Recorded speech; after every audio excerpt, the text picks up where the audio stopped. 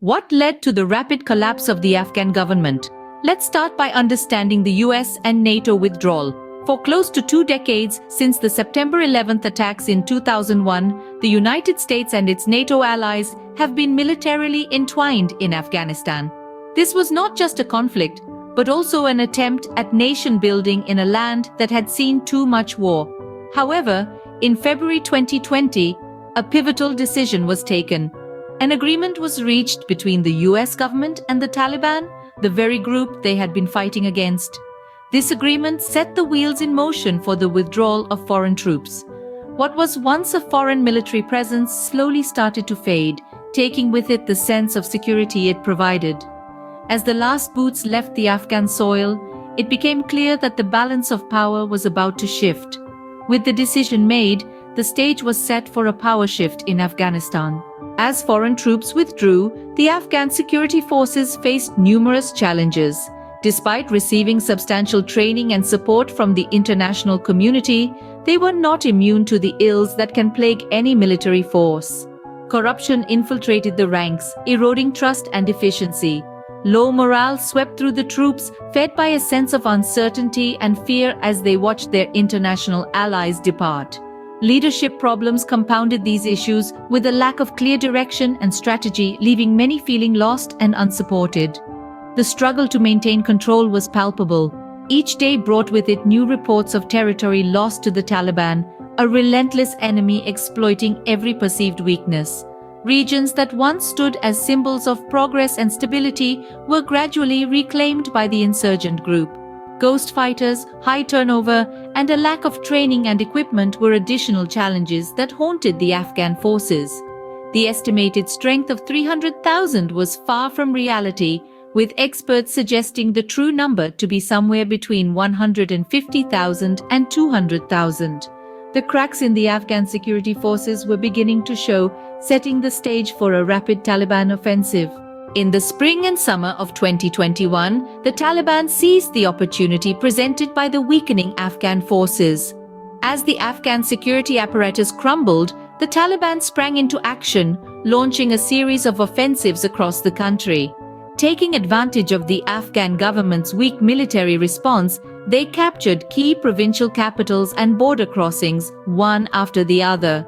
These offensives were not only strategic but also psychological, undermining the morale of the Afghan forces and the confidence of the population in the government's ability to protect them. In a rapid succession of victories, the Taliban took control of major cities like Kunduz and Saripul, often encountering little to no resistance. It wasn't just the speed of the Taliban's advance that was alarming, but also the lack of effective countermeasures from the Afghan forces.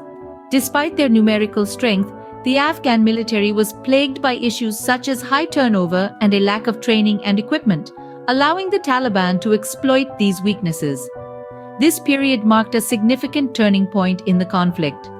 The Taliban had transformed from an insurgent group operating in the shadows to a formidable force controlling vast swaths of the country. Their offensive was swift and relentless, leading to the collapse of the Afghan government. As the Taliban approached the capital, Kabul, the Afghan government crumbled. The government, led by President Ashraf Ghani, had been grappling with mounting challenges. Widespread corruption, a struggling economy, and a rapidly advancing Taliban had pushed the administration to its breaking point. In a stunning turn of events, Ghani, who had once promised to fight till the end, fled the country on August 15, 2021, leaving behind a power vacuum and a nation in chaos. In the wake of Ghani's sudden departure, a chaotic evacuation unfolded. Foreign nationals and Afghan citizens who had worked with them scrambled to leave the country, fearing reprisals from the Taliban. The scenes at Kabul's airport painted a picture of desperation and fear as people clung onto departing planes, a haunting reminder of the human cost of this conflict. With the government's collapse, the Taliban rapidly took control of Kabul and declared themselves the rulers of Afghanistan.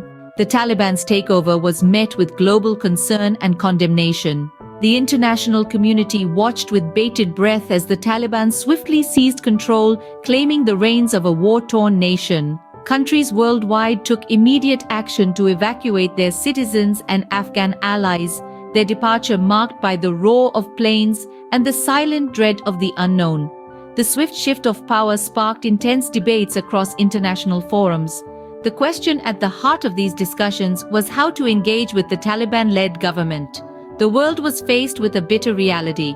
The Taliban, once ousted and fought against, were now the de facto authority in Afghanistan. The situation was akin to walking a tightrope. On one hand, there was an urgent need to protect the rights of the Afghan people. On the other, there was a challenging necessity to acknowledge and engage with the new regime, all in an attempt to bring some semblance of stability to a nation on the brink.